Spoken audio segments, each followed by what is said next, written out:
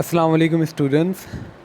Today I am here with a new topic of inflammation, which is the most important and quite lengthy topic of the pathophysiology.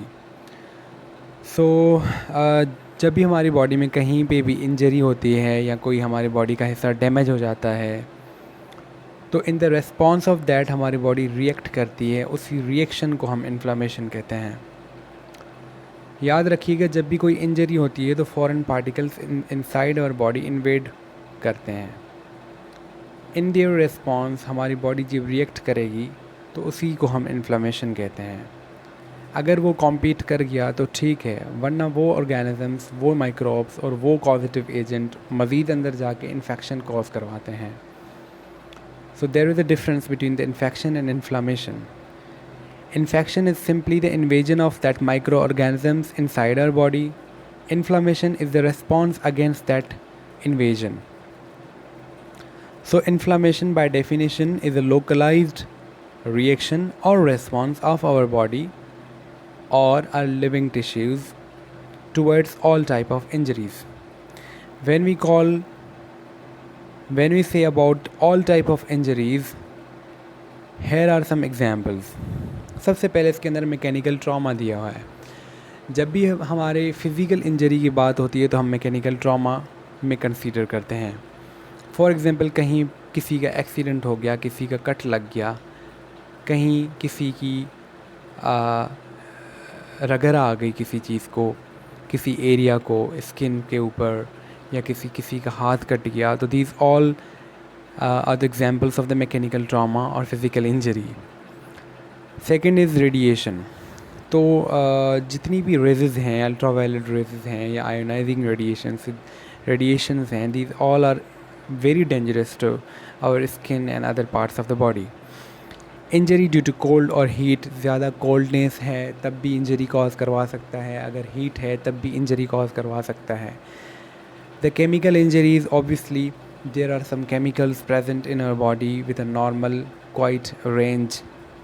अगर वो range से ज़्यादा बढ़ जाएँ या कम हो जाएँ तो वो नुकसान पहुंचा सकते हैं, जैसे एसिड्स, अल्कलीज और दीगर केमिकल सब्सटेंसेस हो गए. Injuries due to the micro organisms, जितने भी हमारे पास इन्वायरमेंट में मौजूद हैं, bacterias, viruses, fungi and different parasites, तो वो इन्वेड कर सकते हैं और इंजरी कॉज करवा सकते हैं.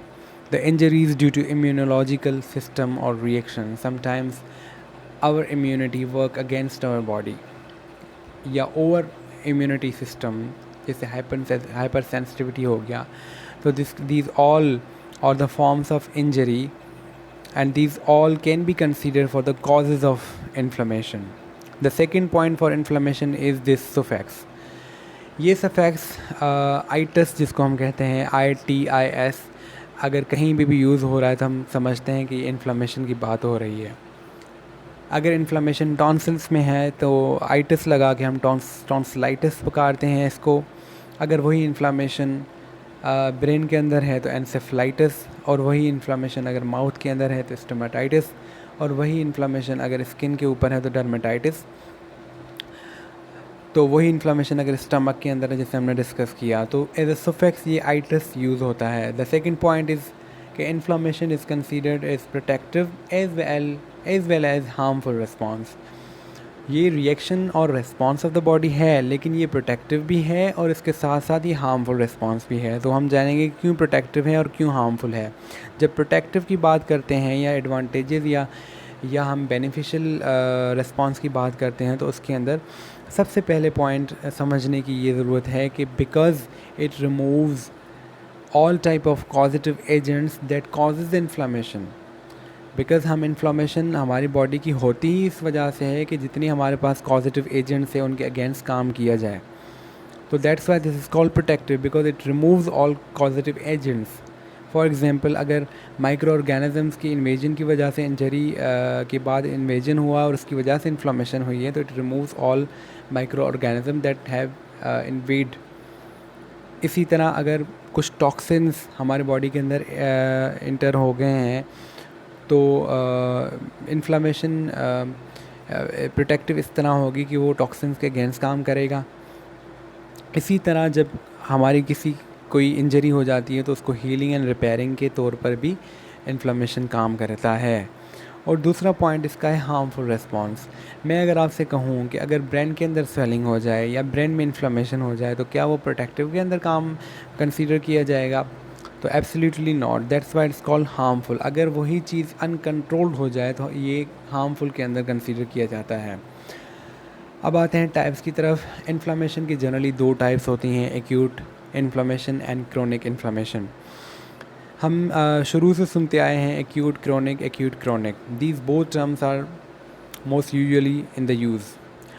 तो एक्यूट का मतलब ये होता है कि कोई भी चीज़ सडन हो, ये इमीडिएट हो और for the short time of period हो, मतलब जिसका ड्यूरेशन शॉर्ट हो और इमीडिएट कोई चीज़ हो रही हो तो वो हम एक्यूट के अंदर कंसीडर करते हैं। जबकि क्रोनिक में वही चीज़ अगर प्रोलॉन्ग्ड हो या डिलेड हो और for the longer period of time हो तो वो प्रोलॉन्ग्ड के अंदर कंसीडर की जाती है। इसी तरह एक्यूट इन्फ्लामेशन भी एक इमीडिएट और अर्लियर रिस्पॉन्स होता है, जबकि क्रोनिक एक प्रोलॉन्ग्ड एंड डिलेड रिस्पॉन्स होता है।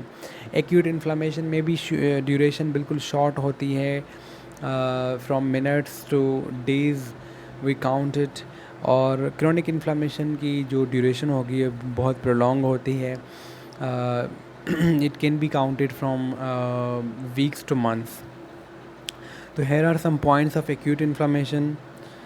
सबसे पहला वही कि ये immediate and early response of our body है। दूसरा ये कि शॉर्ट ड्यूरेशन होती है इसकी, बिल्कुल मिनट्स टू डेज़ तक। तीसरी जो अहम बात ये है कि इन्फ्लामेटरी सेल्स, जो एक्यूट इन्फ्लामेटरी सेल्स हैं वो न्यूट्रोफिल्स हैं। ये most prominent acute inflammatory sales होते हैं।